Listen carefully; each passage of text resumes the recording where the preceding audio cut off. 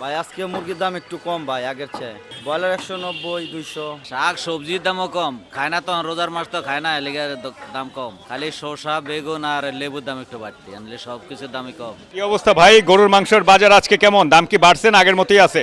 আগের মতোই আছে। মাসের শেষ না, মাসের শেষ। হ্যাঁ, সামনে রোজা, আবার কেনাকাটা অনেক ঝাঁঝামেলা আছে না এখন, এর জন্য আর কি কাস্টমার ওরকম একটা নাই।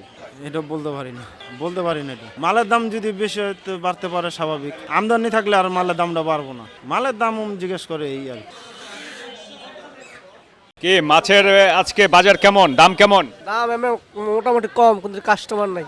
হ্যাঁ আছে, তালাই মাছ, ইলিশ মাছ, পাবদা মাছ, রুই মাছ, তারপরে চিংড়ি মাছ, শিং মাছ। ওই যে ওদিকে বাজার আছে, এই কারণে কাস্টমার কম, রোজার কারণে কাস্টমার কম।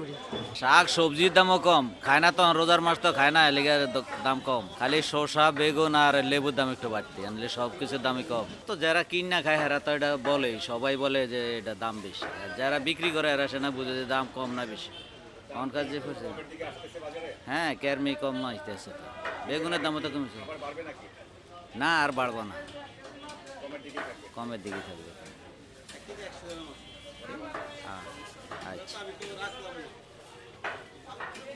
আচ্ছা, আজকে বাজারে মুরগির দাম কেমন? ভাই আজকে মুরগির দাম একটু কম ভাই আগের চেয়ে। ব্রয়লার 190, 200, সোনালি 300, 310, 20।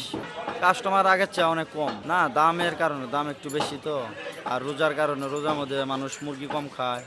ওই যে শীতের কারণে উৎপাদন কম হচ্ছে। জি, মুরগি মারা গেছে খামারে, উৎপাদন নাই, তার জন্য দামের সংকট।